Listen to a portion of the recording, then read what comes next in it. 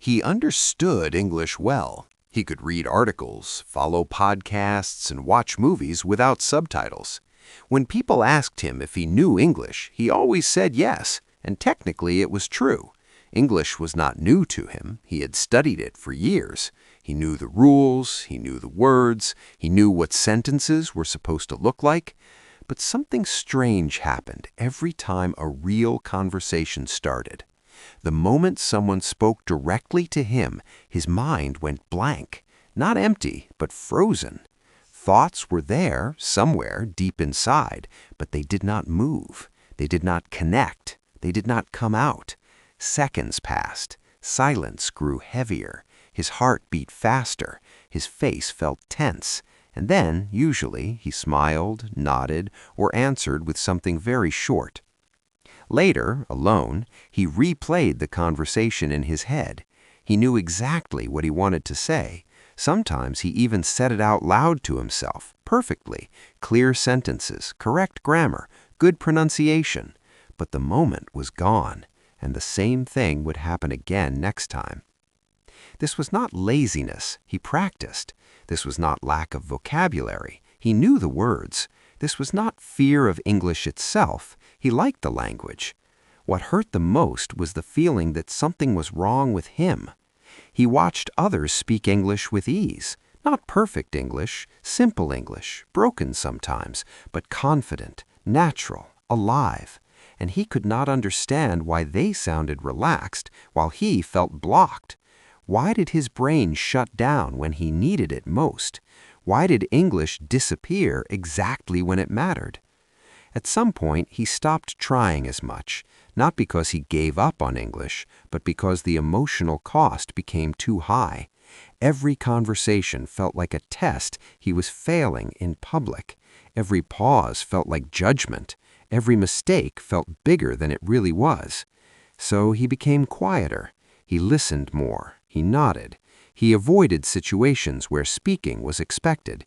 He chose silence over embarrassment. And slowly, without realizing it, he started believing that he was simply not a speaking type. But this story is not about weakness.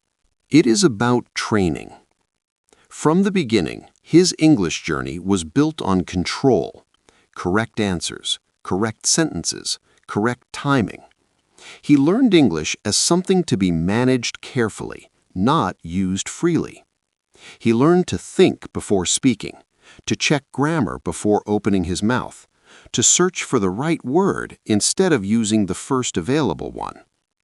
And this worked very well on paper. It worked in exercises. It worked in tests.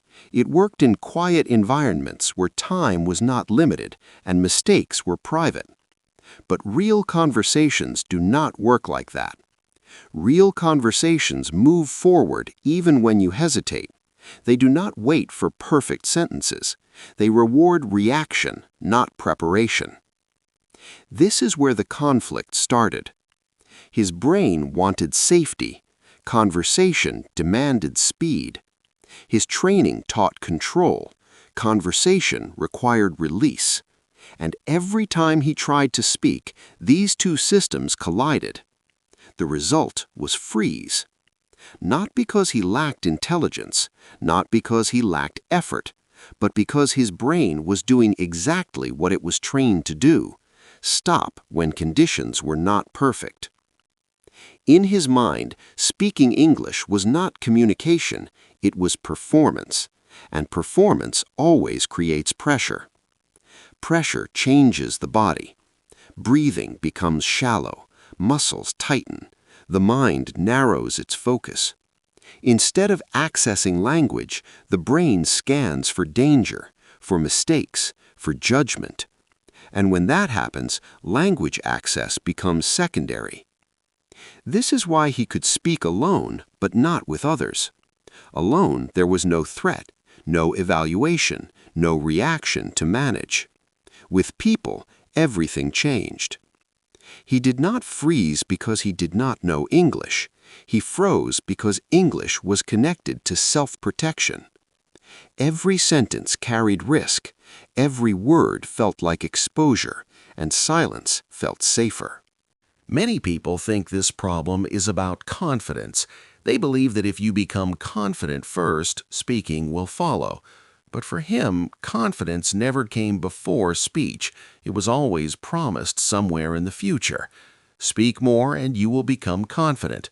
But speaking more was exactly what he could not do. This created a loop. No speaking without confidence, no confidence without speaking. And inside this loop, years passed. He blamed himself often. He thought he was overthinking. He told himself to relax. He watched motivational videos. He tried to push himself. Sometimes it worked for a moment, but the next conversation brought the same freeze. What he did not realize yet was that nothing was wrong with his personality. He was not shy by nature. He was not slow. He was not incapable. He was simply trying to speak using a system that was never designed for real-time conversation.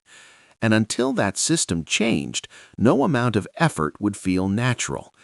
This is where the real English journey actually begins. Not with new words, not with better grammar, not with more rules, but with understanding why English disappears at the exact moment you need it. And in the next part, we will look closely at what actually happens inside the brain during that freeze, and why it feels so powerful, even for people who know English well. When a real conversation begins, the brain does not think in words. It reacts in patterns: safety or danger, control or uncertainty, familiar or unpredictable. Long before grammar or vocabulary become relevant, the brain makes a fast decision about how risky the situation feels. For someone who speaks freely, that decision is usually neutral. For someone trained to speak correctly, the decision often feels dangerous. This difference is invisible, but it controls everything that happens next. The brain has different systems for different tasks. One system is slow, careful, and analytical. It plans, checks, compares, and evaluates. Another system is fast, automatic, and reactive. It responds without thinking and trusts instinct more than rules. Both systems are useful, but they cannot fully lead at the same time. Most English learners trained almost exclusively in the analytical system. They learned to think before speaking. They learned to construct sentences step by step. They learned to avoid mistakes and search for correct forms. Over time, the brain connected English with monitoring and control. This worked well in classrooms and exercises. There was time to think. There was space to correct. Mistakes were private and reversible. The analytical system felt safe there. Real conversations are different. They move quickly. They do not wait for planning. They require response, not construction. When a conversation starts, the brain must switch into the reactive system. But for many learners, that switch never happens. Instead, the analytical system stays in charge. It starts checking grammar. It searches for better words. It compares options. It evaluates accent and tone. And while it does all of this, it blocks output, not intentionally, but mechanically. This is the freeze. The freeze is not emptiness. Thoughts are present, but they are not connected to speech. The brain is busy supervising, so it cannot release language. It is like trying to drive while constantly checking the instruction manual. This is why understanding remains intact. Listening happens in a different pathway. Comprehension does not require output. Speaking does, and output is what the supervisor interrupts. Pressure makes this interruption stronger. When the situation feels important, the brain increases control. It believes mistakes would be costly. Social judgment feels threatening. The supervisor tightens its grip. Physically, this changes the body. Breathing becomes shallow, muscles tense, the voice feels restricted. These sensations are not imagined. They are part of the brain's protective response. The brain believes it is helping. From its perspective, silence is safer than incorrect speech. Silence avoids exposure. Silence avoids evaluation. Silence loses control. So the brain chooses silence. This is why many people speak better when they are relaxed, tired, or distracted. In those moments, the supervisor is weaker. Control loosens. The reactive system has more space. Language flows more naturally, even if it is imperfect. This is also why speaking alone feels easy. There is no audience, no judgment, no consequence. The brain does not activate protection. The supervisor steps back. Speech becomes available. Many learners misunderstand this and assume they have a confidence problem. They believe they must feel confident first, and then speaking will come. But confidence is not the cause, it is the result. Confidence appears after repeated safe experiences. It does not appear before them.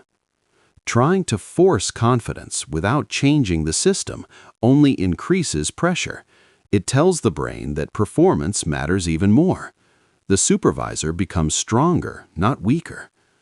Others try to solve the problem by learning more vocabulary, more expressions, more rules, but this also reinforces the analytical system. It confirms the idea that English requires preparation and control. The freeze remains. The core issue is not knowledge, it is access. The brain knows English, but it cannot access it under pressure because the pathway to speech is blocked by supervision. Until that pathway changes, effort alone will never feel natural. This is why intelligent, motivated people struggle the most. They are very good at analysis. Their supervisor is powerful. It protects them well, but it also traps them. Nothing about this means the person is broken. Nothing about this means they lack talent. The brain is simply doing what it was trained to do. To speak freely, the brain must learn that English is not a test. It is not a performance. It is not a risk that needs constant management. That shift does not begin with more rules. It begins with changing the role of the supervisor. And that is where the real transformation starts. In the next part, we will move from understanding to change and look at how speech begins to unlock when control is reduced and language is allowed to move again. When the supervisor loosens its grip, something subtle changes. Speech does not suddenly become perfect, fast, or confident. Instead, it becomes available. Words begin to appear not because they were carefully chosen, but because they were allowed. This is the first real shift. Many people expect progress to feel dramatic. They imagine a moment when English suddenly sounds fluent. But in reality, the change feels quieter, less impressive, more human. The mind stops fighting itself, and language begins to move with less resistance. The key difference is not vocabulary, it is intention. Before, the intention was to speak correctly. Now, the intention becomes to respond. Response is simpler than construction. It does not require planning. It only requires presence. And presence reduces the need for supervision. This is why small phrases matter more than complex sentences. When learners try to express full thoughts perfectly, the supervisor wakes up. But when they use short, flexible expressions, the brain feels less pressure. Native speakers rely on these expressions constantly, not because they lack vocabulary, but because they value flow over precision. They speak to keep the interaction alive, not to display language ability. This is where many learners misunderstand fluency. They believe fluency is about richness of language. In reality, fluency is about continuity. Continuity means the conversation does not stop. To achieve that, the brain needs permission to move forward without certainty. That permission comes from repetition of low-risk responses. These responses are not sentences, they are signals. Phrases like "I think," "it feels like," "I'm not sure but," or "the thing is," do not carry much meaning on their own. Their purpose is not information, their purpose is motion. They buy time, they reduce pressure, they tell the brain that speech can continue even without a perfect plan. When learners use these signals, something important happens. The supervisor steps back slightly. Control is shared instead of absolute. The reactive system gets space to operate. This does not eliminate mistakes, but mistakes stop feeling dangerous. At this stage, many people notice that their voice changes. It becomes less tight. Breathing becomes deeper. Pauses feel natural instead of alarming. These are physical signs that the nervous system is calmer. The body follows the brain. Another shift happens in listening. When supervision decreases, attention moves outward. Instead of focusing on internal correctness, the speaker listens more closely to the other person. This creates a loop. Listening improves response. Response reduces pressure. Reduced pressure improves listening. This loop reinforces itself. One common fear at this stage is sounding simple. Many learners resist this phase because it feels like going backward. They worry short phrases make them sound basic or uneducated. But simplicity is not weakness, it is efficiency. Children speak simply because their goal is connection, not performance. Fluent adults do the same. Complexity appears later, after flow is established. This is why trying to sound advanced too early keeps people stuck. Advanced language requires freedom. Without freedom, it becomes another source of control. Another important shift is emotional. When speech becomes available, the emotional cost of speaking decreases. Conversations feel lighter. Mistakes feel recoverable. Silence no longer feels like failure. This does not mean fear disappears. It means fear no longer controls behavior.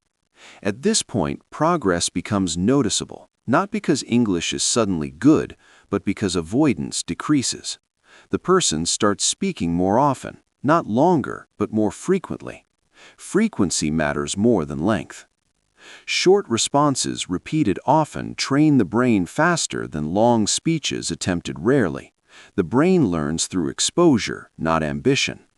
This is where consistency replaces motivation. Motivation is unreliable. It depends on mood.